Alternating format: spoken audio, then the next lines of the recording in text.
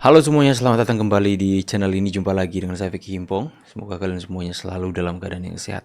Kita akan kembali lagi menyaksikan cuplikan video menarik tentang perpolitikan hari ini. Apa saja yang baru, semoga ini bisa memberikan tambahan informasi terupdate kepada kalian semua. Dan tanpa perlu banyak basa-basi, kita akan segera bahas videonya satu persatu. Let's go. Ada apa semua ini muncul teman-teman ya? Kok suara ini apa semua? Jadi saya bangun membaca, apa ada yang marah begini?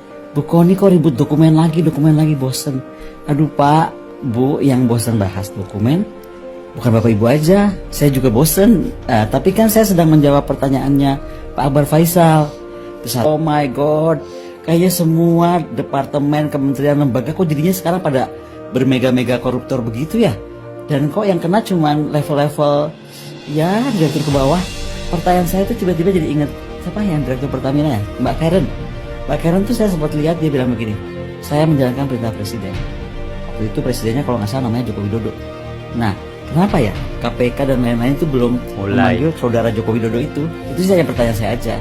Kalau saya salah dikoreksi. Boleh dong kalau nanya. Oke, bye. Lagi nih. Mulai lagi nih. Miss provokator kalau muncul ya itulah.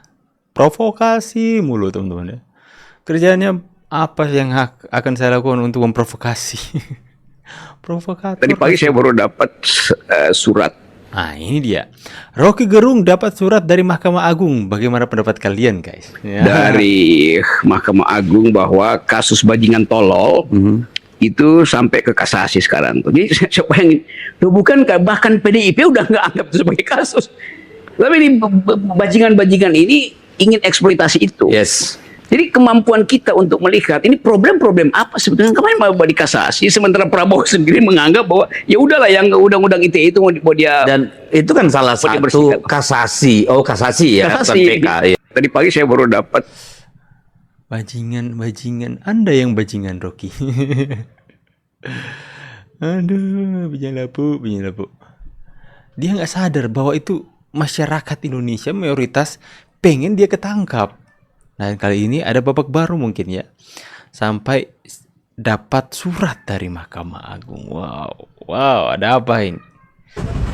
Karena pengunjuk rasa melakukan blokade, jadi bagi Anda yang sudah terlanjur masuk dalam kota, apabila Anda masih bisa keluar, misalnya di Kuningan atau Semanggi, silakan keluar karena saat ini pengunjuk rasa sudah memblokade tol dalam kota ya.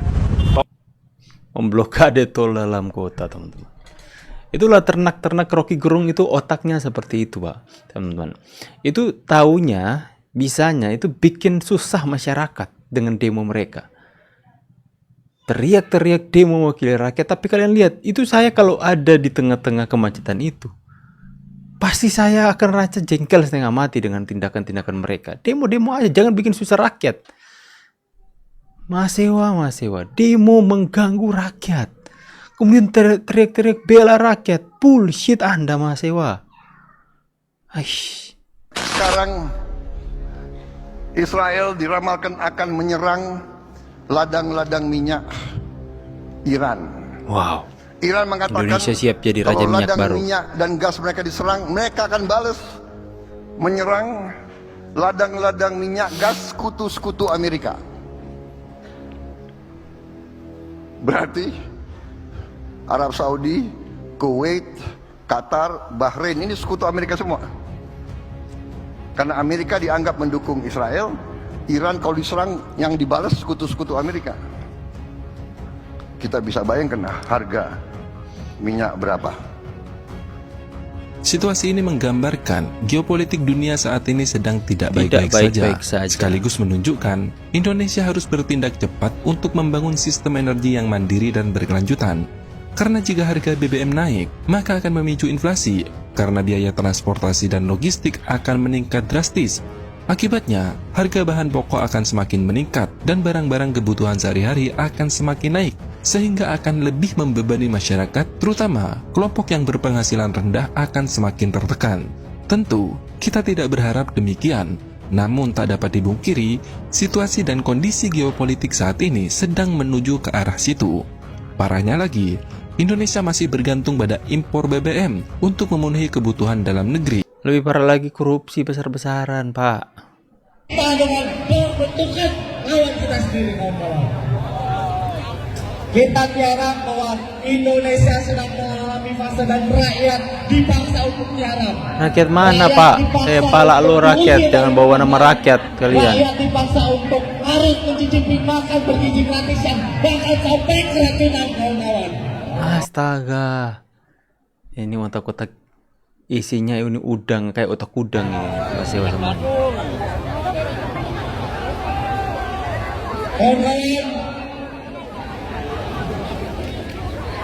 kita tiarap hari ini adalah bentuk dari ketidakmampuan rakyat melawan negara, kawan-kawan. Tapi hari ini kita membuktikan bahwa kekuasaan tidak akan bisa permanen, kawan-kawan. Kita akan Terlalu banyak kawan-kawan. Hati-hati kamu bilang lagi santai kawan. Terlalu banyak bilang kawan-kawannya, Bang. Mahasiswa. Coba kita dengarkan dulu curhatan netizen. Rakyat yang berjuang sama mahasiswa, rakyat mana bro? Rakyat 24 dan 16%. Kenapa tidak demo pengesahan perampasan aset koruptor? 50 kali berapa? Hidup mahasiswa berjuang bersama rakyat. Rakyat 16% kah?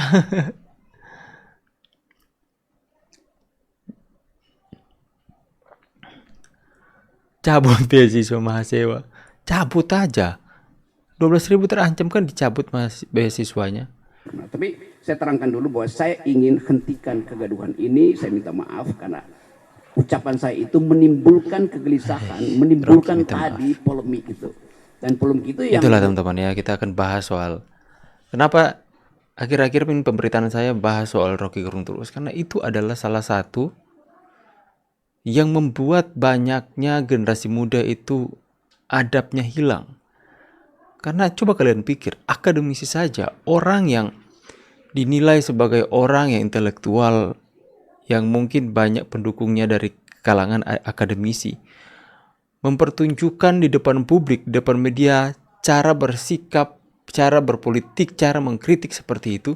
Gimana generasi muda nggak hancur adabnya saat ini? Saya akui mereka pintar, saya akui Rocky Gerung ini pintar orangnya. Tapi teman-teman, itu adabnya nol besar. Salah orang tuanya kah?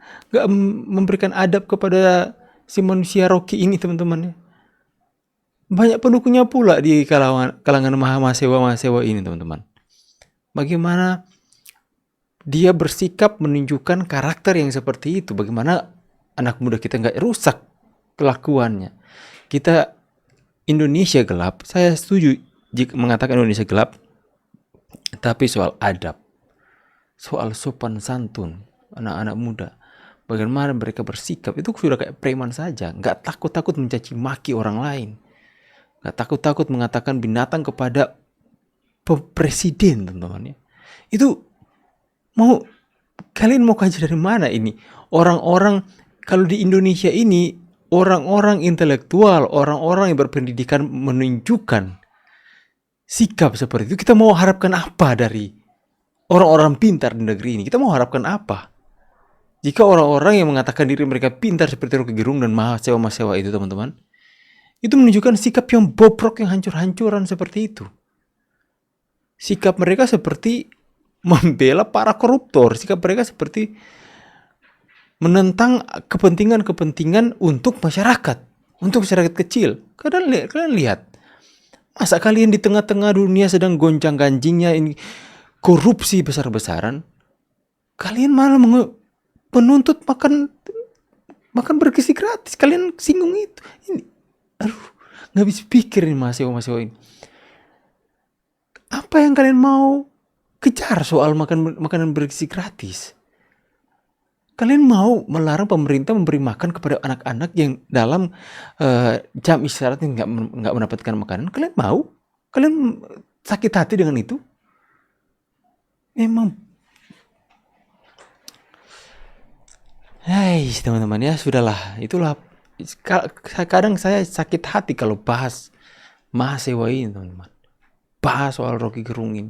Orang pintar tapi akhlaknya, adabnya itu didegul, teman-teman. Makanya para pemuja-pemuja Rocky Gerung ini itu akhlaknya mati, nggak takut-takut untuk mencaci maki orang lain, nggak takut-takut untuk merendahkan orang lain, menginjak-injak martabat orang lain. Itulah Rocky Gerung dan kelompoknya.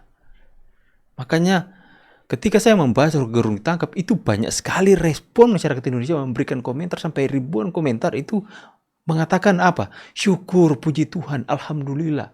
Itu bersyukur si manusia Rocky ini ditangkap. Karena ya itulah, negara harus tegas untuk menindak para provokator, penghasut-penghasut yang akan merusak generasi-generasi ke depan. Saya pikir harus tegas. Bagaimana pendapat kalian? Tulis di kolom komentar. Saya pamit dulu, see you on the next video and God bless.